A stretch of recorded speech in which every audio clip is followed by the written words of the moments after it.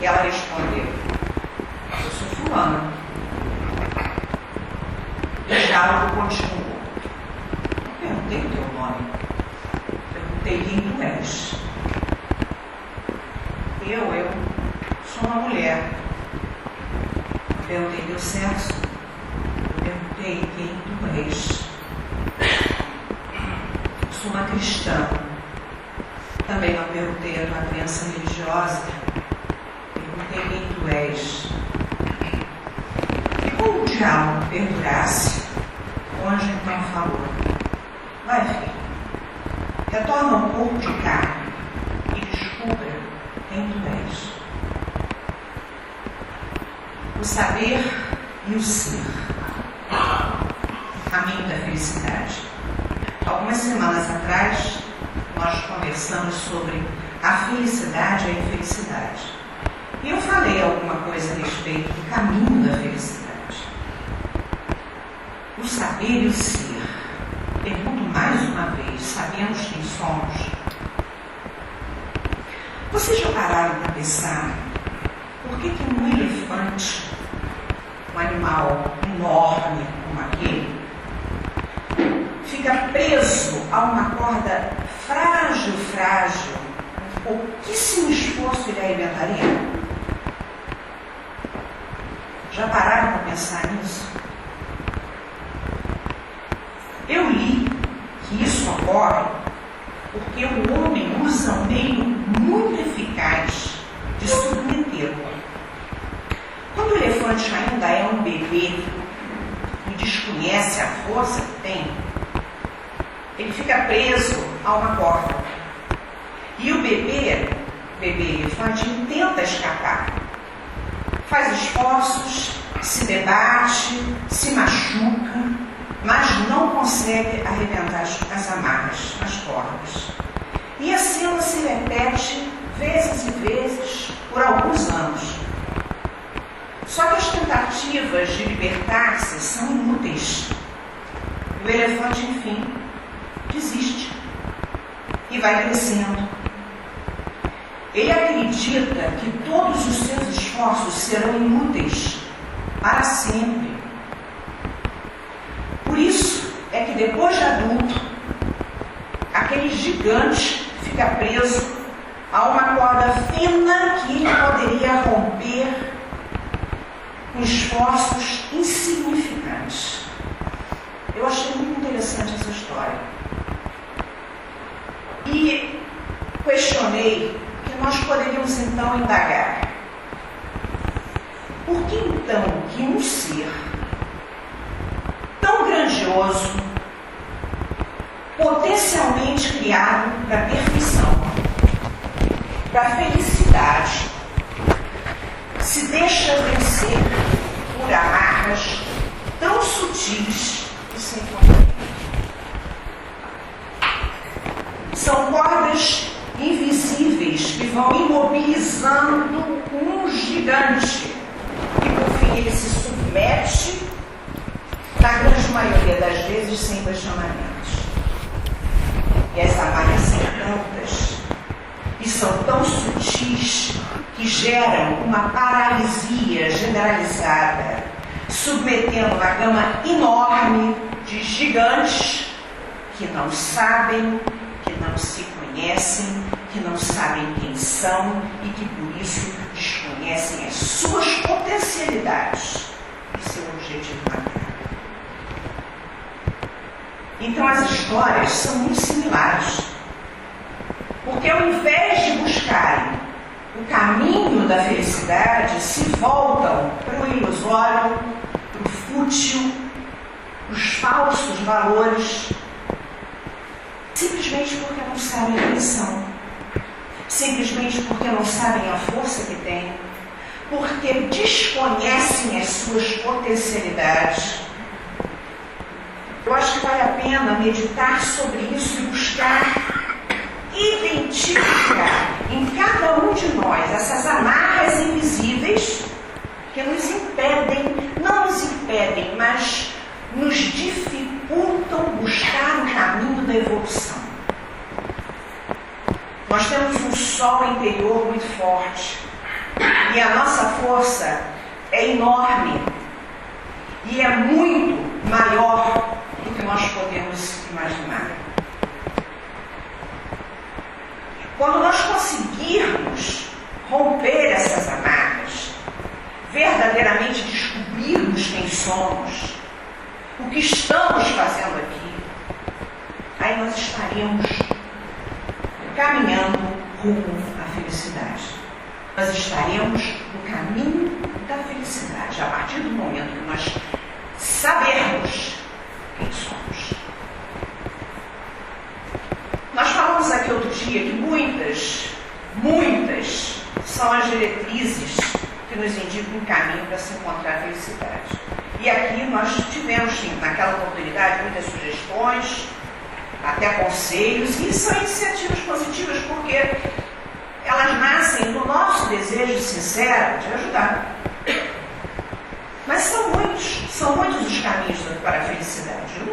Uns são mais curtos, outros são mais íngremes, exigem mais esforços, mais renúncias. Outros são mais longos, mais amplos, mais planos, mas conduzem exatamente ao mesmo fim.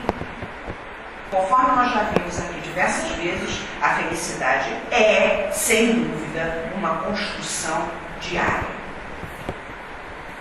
Agora, ela só é efetiva quando nós verdadeiramente nos dedicamos a ela. Quanto mais consciente nós estivermos dos passos que nos levarão à felicidade, ao encontro dela, mais perto nós estaremos dela. Mas enquanto nós não conseguimos conquistar a felicidade suprema, nós podemos ir preparando o caminho já aqui, agora, com algumas atitudes no nosso dia a dia. Há caminhos que conduzem a despenhadeiros, cada indivíduo toma o que escolher, de acordo com o seu livre-arbítrio. Mas há caminhos que conduzem a despenhadeiros, a desertos, há caminhos que conduzem a pantanais, a regiões perigosas. Outros são repletos de armadilhas, como prazeres passageiros, como comodidades, como a procura da glória, a glória transitória, poder arbitrário, regalias, poder nos traz. E quando nós temos que partir, tudo termina. São realmente transitórios. Fazem parte da impermanência da vida. São, sem dúvida, convidativos. Bastante convidativos. Por isso que ainda tem uma gama enorme de indivíduos procurando esses prazeres transitórios. Só que a grande maioria levam à ruína, à infelicidade. Isso a gente vê todo dia no noticiário. Todo dia. Nós vemos no nosso lado, no trabalho, nos amigos, nos familiares. Nós não podemos nos esquecer que se nós estamos procurando um caminho, Jesus disse assim: eu sou o caminho. Não foi isso que ele disse? Essa é a nossa única opção. Para chegar a Deus, essa é a nossa única opção para chegar à felicidade. Porque quando nós nos encontramos diante de várias opções de caminhos, sem saber qual deles tomar, nós devemos refletir sobre isso, sobre a proposta de Jesus. Nós devemos pensar que o caminho que nós elegemos agora será decisivo para a conquista do que nós falamos há algum tempo atrás, da felicidade ou da infelicidade. Sempre como produto, como resultado da nossa escolha. Nós devemos nos lembrar sempre que há caminhos e há caminhos. Nem sempre os que parecem mais curtos nos levam a destinos seguros, a destinos, vamos dizer assim, promissores do ponto de vista espiritual. Eu vou contar uma história que eu li, que eu já contei aqui há algum tempo atrás. Eu acho que essas histórias nos dão uma dimensão exata. Eu gosto muito de contar história, que elas nos dão uma dimensão exata do que acontece e além de ajudar bastante a nossa compreensão. Essa é a história de Carlos. Alguns devem lembrar. Carlos era um homem comum, como qualquer um. Ele a Deus, ele respeitosamente dizia que ele não queria despertar a ira de Deus. Segundo ele, isso poderia levá-lo às profundezas do inferno, aos suplícios do purgatório. Mas o que ele queria mesmo era ir para o céu. Não sabia onde ficava, não sabia como chegar lá, mas ele tinha ouvido as melhores referências a respeito do céu.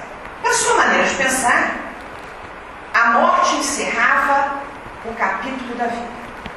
Hoje, pois era um tabu sobre o qual ele não queria e não se atrevia a perguntar. Preferia esquecer isso. Morreu, acabou. Fugiam a percepção, a sua percepção, quaisquer considerações que se fizesse sobre a existência da alma. Espírito, então, para ele era uma coisa que assombrava. Fugia disso. Então, para ele, a alma estava somente voltada às conquistas dos bens, das posições sociais, e ele não se dava conta dos fatos reais, dos reais objetivos da existência física. E a família dele seguia os passos dele. Eles eram orientados a aceitar essas considerações referentes ao futuro após a morte como algo assim terrível do qual eles deveriam se distanciar o máximo possível. Ele não era uma pessoa má, ele era uma pessoa comum, mas acomodada às crendices do mundo, aceitava sem questionar, sem pesquisar, sem questionar absolutamente nada do que ele ouvia. Ele considerava Jesus um mártir que veio à Terra e tentou ajudar os homens. Ponto final. E por que tentou ajudar os homens? Ele foi crucificado, não foi entendido, e ali para ele acabou. Jamais se preocupou em conhecer, em ler, em saber alguma coisa a respeito do legado de Jesus à humanidade, ao Evangelho. Ele não queria isso, ele não queria saber disso. Ele sabia que um dia ele ia morrer. Ponto, e acabou. E ali terminava, ali findava. Mas ele era igual a avestruz, ele enfiava a cabeça na terra e se escondia da verdade na vã esperança de fugir de tudo isso. No final de semana, quando ele estava em casa, com sua família, Carlos foi vítima de um mal súbito. O sistema cardíaco entrou em colapso e passou por Carlos. Se foi do plano físico, com toda a lucidez de que ele dispunha naquele momento. De repente, ele se viu desdobrado. E se percebeu nitidamente vivo.